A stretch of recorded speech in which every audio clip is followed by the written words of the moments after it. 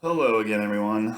Now we turn to budgets, and these are like the other three aspects that we're focusing on.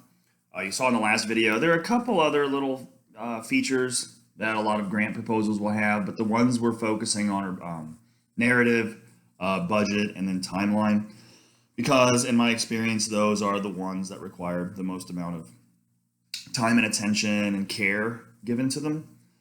Budgets are important because it lets the granting foundation know how much money you're requesting, how much money you are in need of.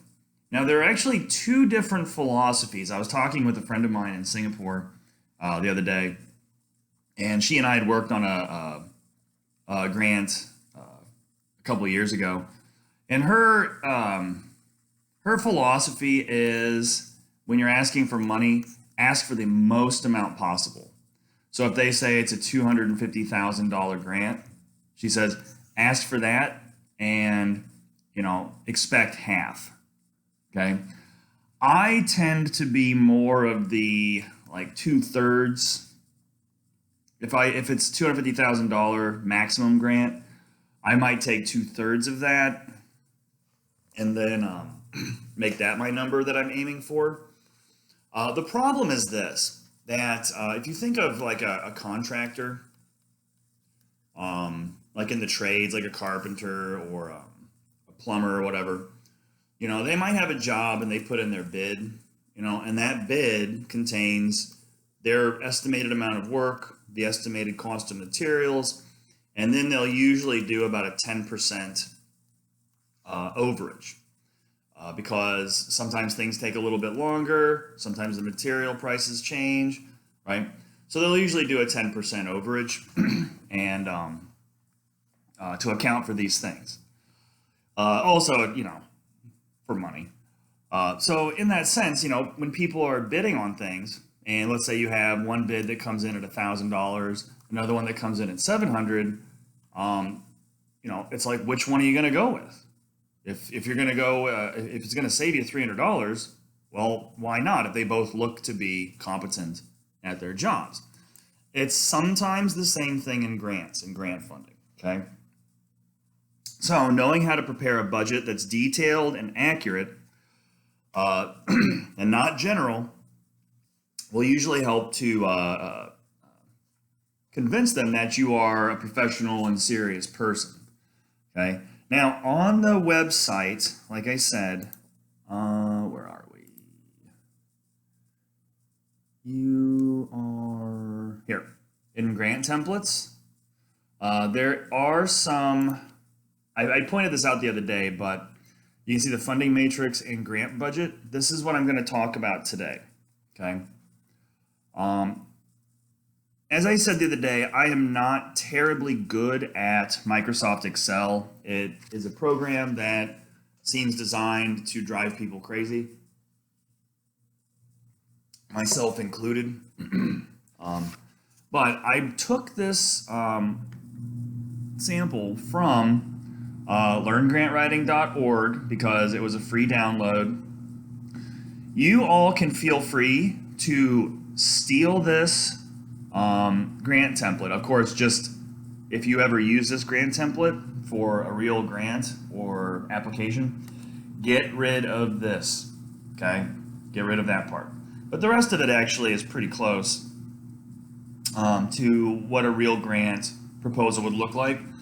A couple things here. Certain grants require that you use their budget templates. Okay. In that case, just borrow what they have. I mean, it's kind of nice that they would provide you with one. Most grant projects don't, though. So here, these are kind of, business and or development oriented. You can change these categories based on the type of grant you are applying for and change them to what you need them to be. Here, just to point this out, here we have the grant agency. This is basically the amount of money this person's asking for. Then you have cost share. What that typically means is that you are, or your organization is receiving matching grants or co-grants. This is actually really common because, like I said, regarding the embassy, if they hear that, oh yeah, you got a grant for this, they're far more likely to loan you or give you the grant money than if it's just an open-ended, unfunded project. Okay, organizations simply like that a little better. Now it's not all of them, but just to let you know. So we had total cost share is 21%. So therefore, the total budget is outlined in combination with cost sharing. So in the budget projects for the class that you're preparing, if there's no cost share, right, just leave it blank. Don't have to worry about that. Now I want to go through some of these categories here just to kind of show you how these work. And here you can see there's auto-populating. The instructions and summary tab will auto-populate here. Fill out only the blank white cells in workbooks tab A through J. The costs on tabs A through I, here to here, must be total costs including both requested and cost share. So since we're not worrying about cost share, these are just going to be the total amounts. Okay, so if I need, $30,000 for construction, I just put $30,000 here, right? And then that's that. So let's get rid of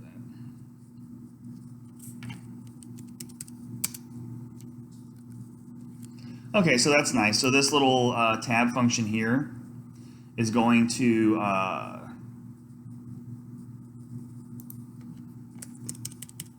add all of this up for you. That's awful nice. And then once you get project period total costs in there, then it calculates that as percentage of the project. Okay, so this percentage breakdown lets the grant group see, oh, okay, so you're spending all of your money on supplies, or you're spending all your money on contracts, or all of this other stuff. So this breakdown and percentage breakdown is actually a really nice feature inside of this template. Okay, so like I said, personnel, that's simply, it seems quite clear, that's just money for people, okay?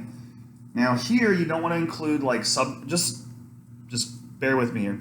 You don't want to include subcontractors or anybody that's paying you outside of this organization or project, okay?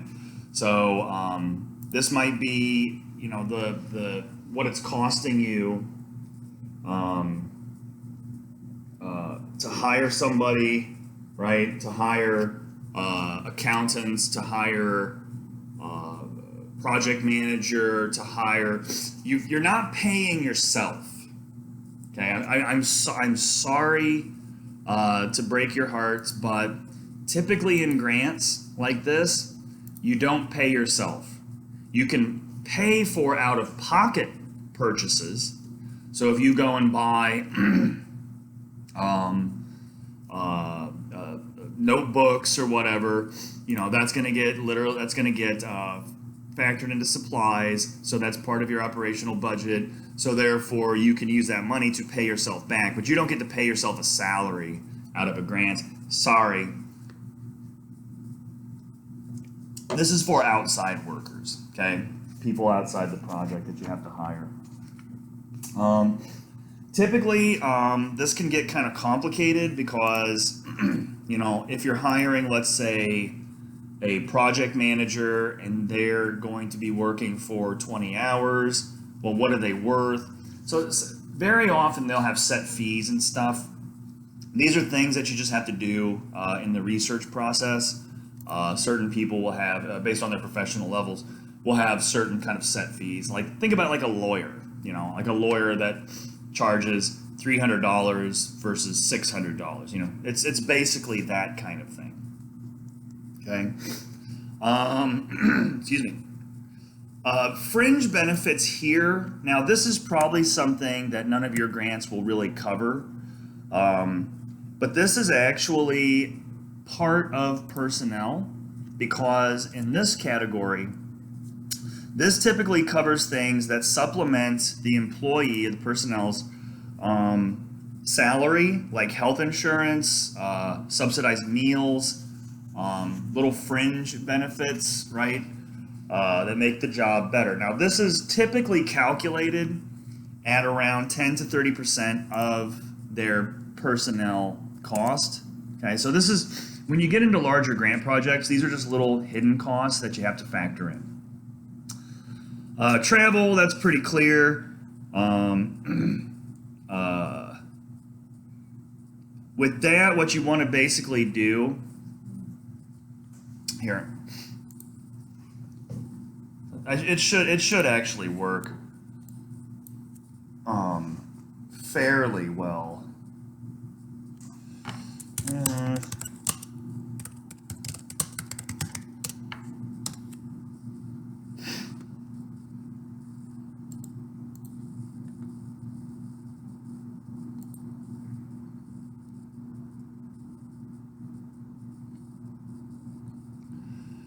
Okay, travel.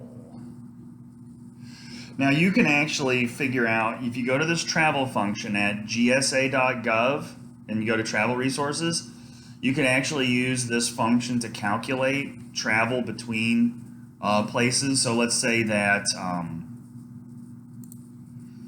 let's say your part of your project involves flying back and forth to Grand Bahamas. Okay, so how much of that travel cost is going to eat up your budget? So if the costs are associated at, I mean, you can go to Expedia.com if you want to, but those government resources from America are there and pretty useful. So if you're going to have to take 2 flights, okay, let's say that's $600 or whatever it is now. So that becomes part of your travel budget, okay? Now, you can also calculate into travel incidental expenses, such as lodging, like if you have to rent a vehicle, meals, kind of per diem rates. Now, you don't want to pay too much, okay? But you also don't want to shortchange yourself. If you're only allocating yourself, $3 a day for food, that's going to be not a lot of fun, okay? But that's just to let you know what some of these categories refer to. Equipment, that's pretty clear, even though it's very broad as a category. So equipment could be like, it's anything physical, real, tangible property that is that's going to be useful or necessary for your project. Now, typically they want to see things like that it's useful for more than a year. Why is that? Because they don't want to give you money so that you buy something that's going to be useful for only 6 months. They're not going to give you $30,000 to buy something, to buy this equipment that's going to be obsolete or useless in 6 months to a year. Okay. Now, what you want to do with equipment? Now, this is where some of the footwork stuff comes in. Okay.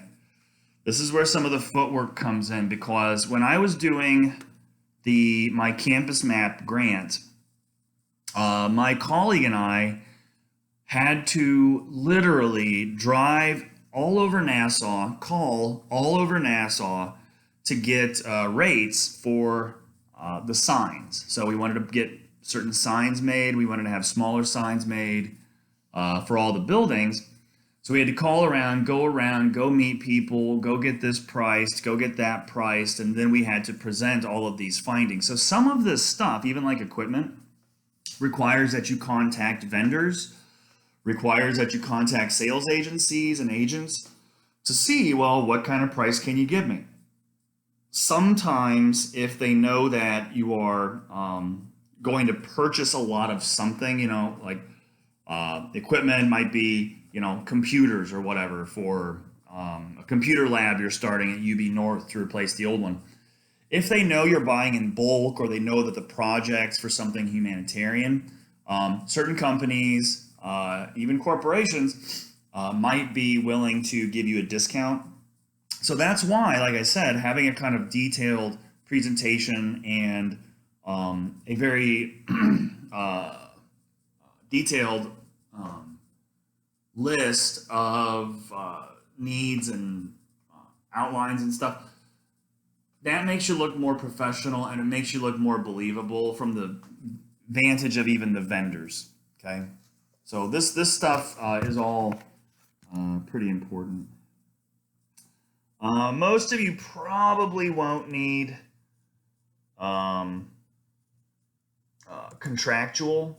So equipment and supplies. Okay, equipment. Supplies is more like the stuff that feeds the equipment. So if your equipment is a $30,000 copy machine, the supplies would be like the paper and the toner and paper clips and all that stuff. Okay, equipment is more the big stuff. Supplies are the smaller things. Contractual. This is a bit different from personnel. Personnel is more the individual people. Contractual is more like if you hired a law firm, right? If you needed to have somebody review contracts or to sign something legal, that would be in the realm of contracts. Okay, like if you were organizing. Oh, for example, I'll plug this. Shameless self-promotion. Right? Last spring, I was on the committee for the Blue Flamingo Literary Festival.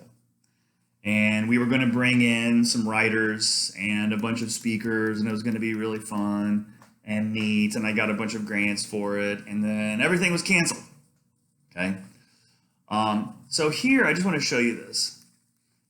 If I were hiring, if I had a budget for personnel instead of volunteers, which is what we actually use, if I were hiring personnel, that would be just the individual people, okay, that I would hire, to do stuff or whatever. The contracts, okay, like let's say that I wanted to team up with, I don't know,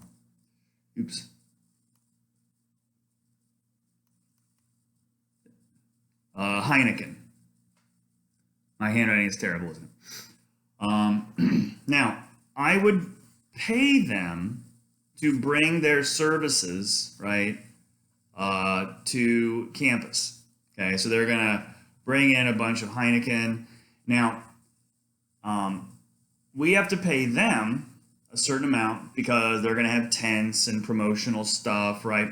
Now, Heineken very often, as corporations will, they like this idea of co-branding. Okay, so they might offer discounts. They might offer resources to us that they normally would not provide. I know that actually we were in talks with Heineken about doing this, and then everything fell apart.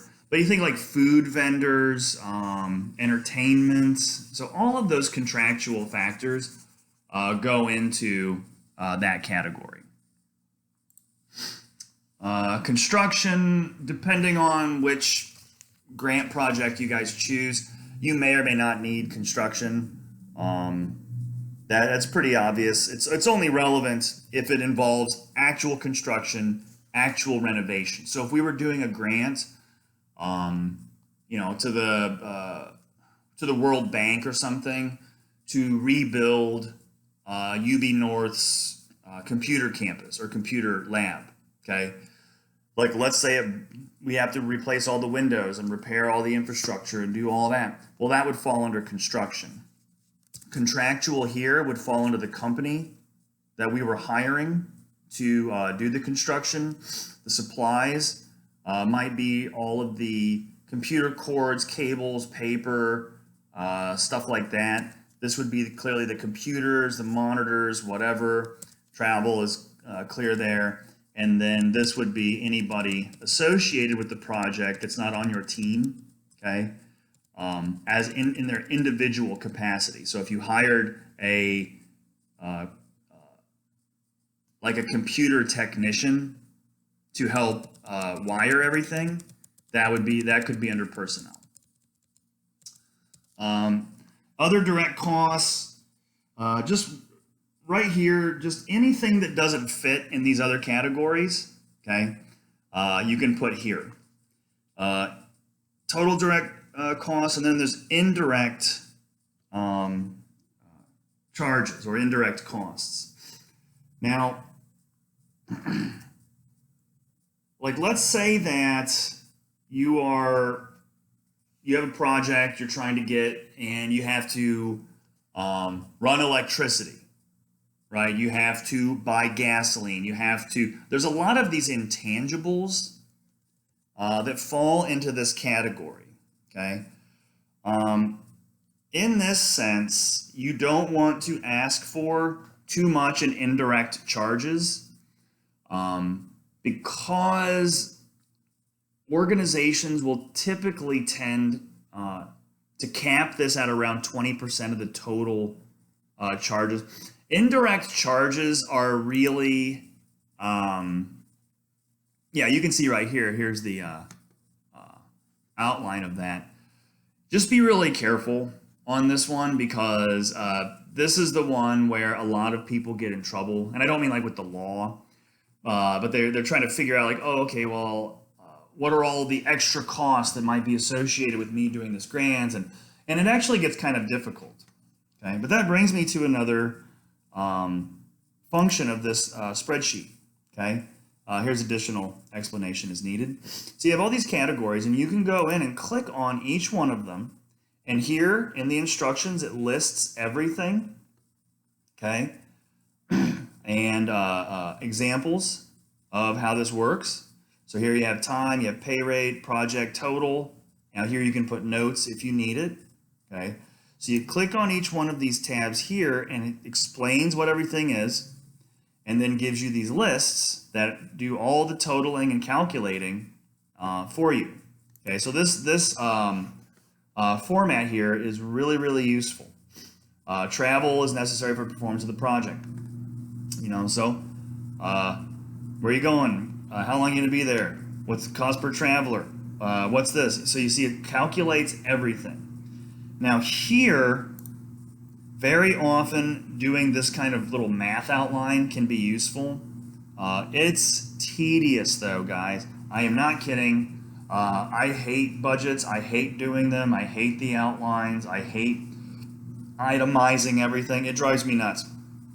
But it's super important because if they look at your budget proposal and they're like, well, you're not very specific. What's this? You won't get it, okay?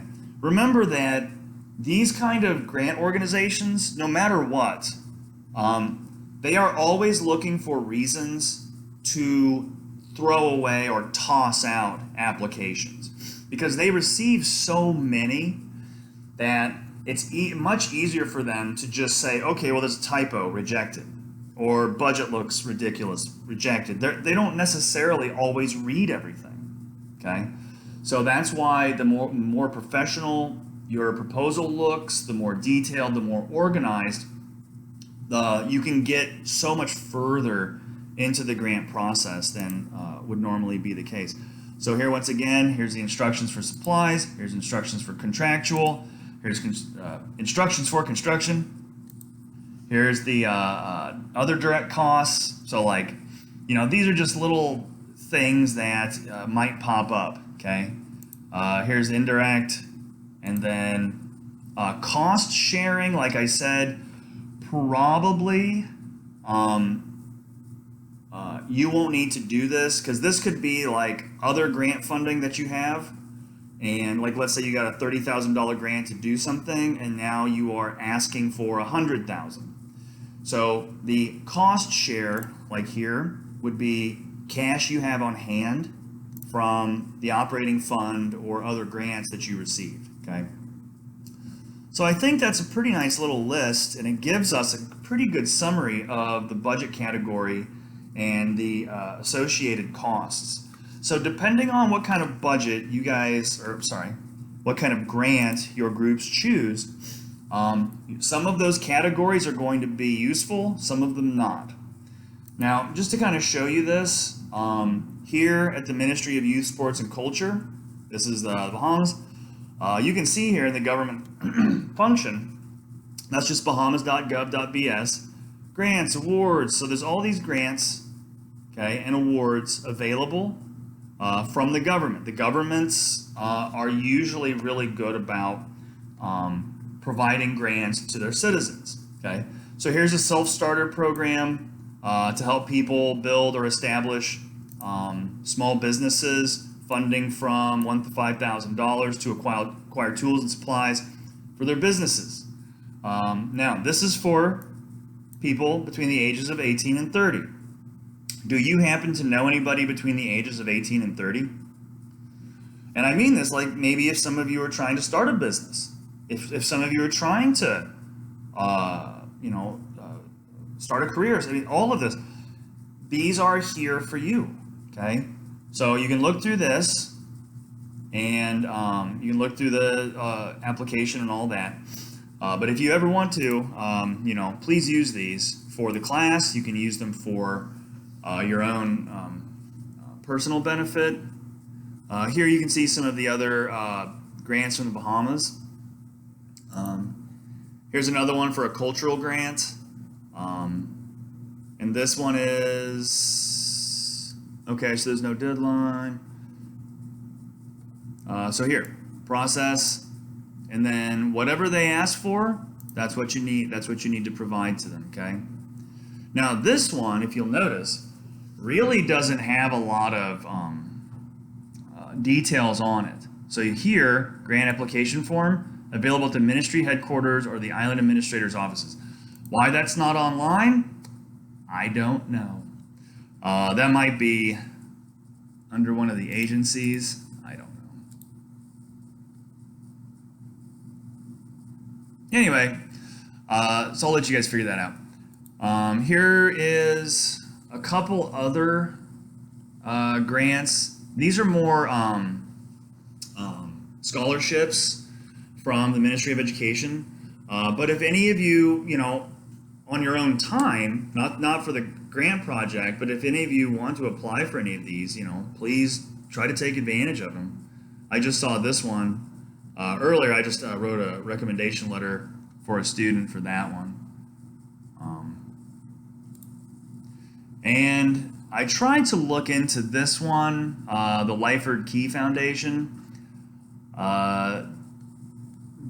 The only recent info they had was from 2016, so I don't know if they're still functional.